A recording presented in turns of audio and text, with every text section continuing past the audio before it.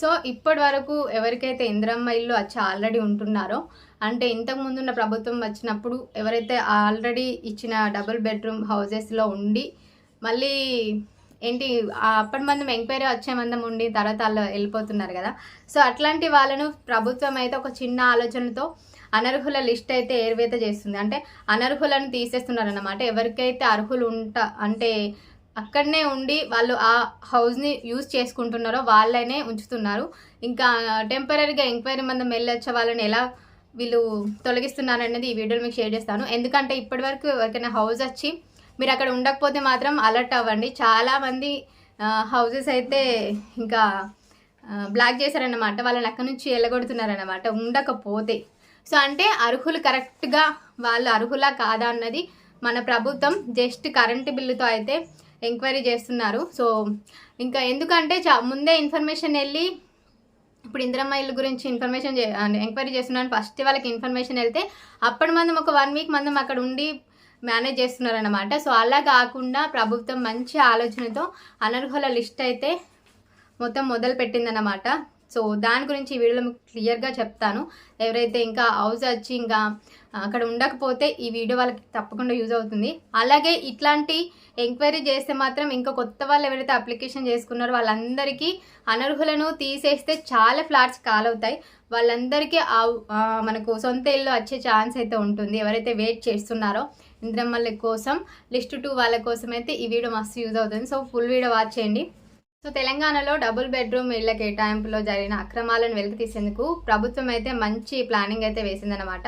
First present ఈ లబ్ధిదారులు ఎవరైతే హౌస్ వచ్చిన వాళ్ళు ఉంటున్నారో లేదో అని చెప్పడానికి మన గవర్నమెంట్ 4 నెలల కరెంటు బిల్లుని అయితే అబ్జర్వ్ చేస్తుందన్నమాట. అంటే 4 నెలల కరెంటు బిల్లు మనకు 50 యూనిట్ల కంటే తక్కువ కాల్చారనుకోండి, అందులో ఈ పీపుల్స్ ఎవరైతే వచ్చారో వాళ్ళ ఎవరు ఉండట్లేదన్నమాట అని ఒక అవగాహన చేసుకొని 50 యూనిట్ల కంటే తక్కువ కరెంటు బిల్లు కాల్చిన అందరి ఇండ్లలో వాళ్ళు ఎవ్వరు అందులో ఉండట్లేదని డిసైడ్ చేస్తారు. అట్లా గుర్తించారన్నమాట. ఈ నిబంధనలకు విరుద్ధంగా ఇంకా కార్లు ట్రాక్టర్లు ఉన్న వాళ్ళకు కూడా ఈ ఎవరైతే ఇందిరమ్మ ఇల్లు వచ్చి ఆల్రెడీ ఉంటున్నారో వాళ్ళకు కూడా ఈ హౌజెస్ అనేది తీసేయడానికైతే ప్రభుత్వం ప్లాన్ చేస్తుంది. సో మంచి ఆలోచన అనే చెప్పచ్చు. ఎందుకంటే వాళ్ళు ఉంటున్నారా లేదా అన్నది మంచి కరెంటు బిల్లు అయితే 4 నెలల కరెంటు బిల్లు అబ్జర్వ్ చేస్తే వాళ్ళు ఉండేది ఉండదు ఖచ్చితంగా ఈజీగా తెలిసిపోతుంది. అందులోనూ అట్లా వెళ్ళి ఒక 2 డేస్ ఉండి 50 యూనిట్స్ అలా కాలితే అని కూడా మేనేజ్ చేస్తున్నారు కదా. అట్లా కాకుండా 50 యూనిట్స్ కంటే తక్కువ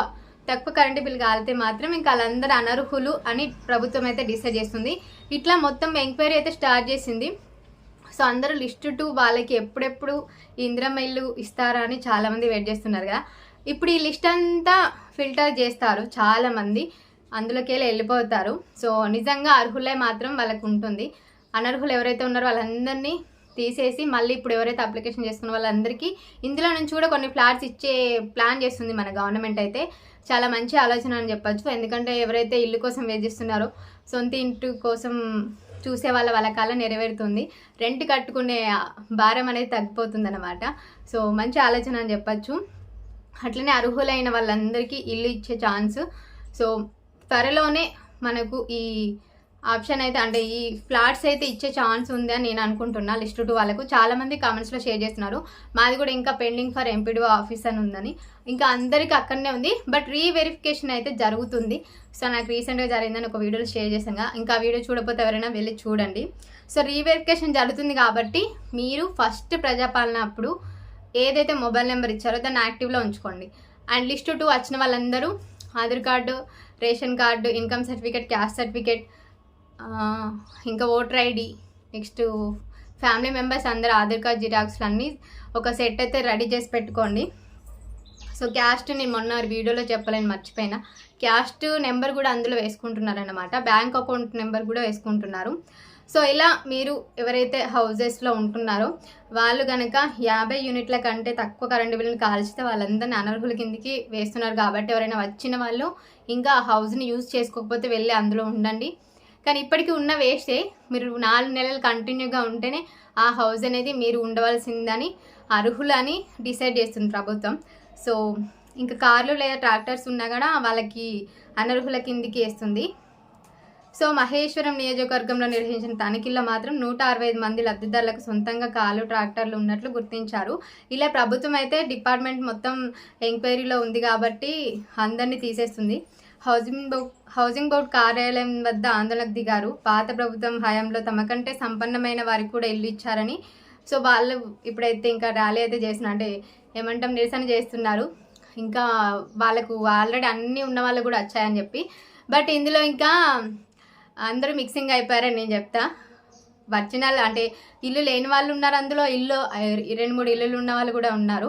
ఇంకా ప్రభుత్వమే ఎంక్వైరీ కరెక్ట్గా చేస్తుంది కాబట్టి ఇప్పుడైతే ఇది మంచి ఆలోచన అని నేను అనుకుంటున్నా.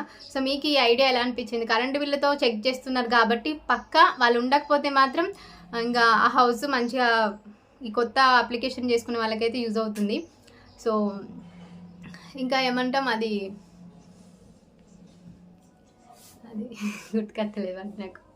సో అంటే ఇప్పుడు మనం కొంతమందికి ఆల్రెడీ అర్హులైన వాళ్ళకి కూడా ఇల్లులు వచ్చాయి కదా, బట్ మన వర్క్కి, స్కూల్స్కి, కాలేజెస్కి అన్నింటికి దూరంగా ఉండడం వల్ల కూడా ఆ వచ్చిన ప్లేస్లో కొంతమంది ఉండట్లేదు. అది కూడా ఒక ప్రాబ్లం అని చెప్పచ్చు. సో గవర్నమెంట్ ఏది ఇచ్చినా మనకు ఊరికి దగ్గరలో ఉండాలి. మనం ఏదైతే ఊర్లో ఉంటున్నామో ఆ ఊర్లో అన్నింటికి అన్ని సౌకర్యాలకు దగ్గరగా ఉంటే కొంచెం ఆ ఇల్లును విడిచిపెట్టి ఎవరు వెళ్ళిపోరు.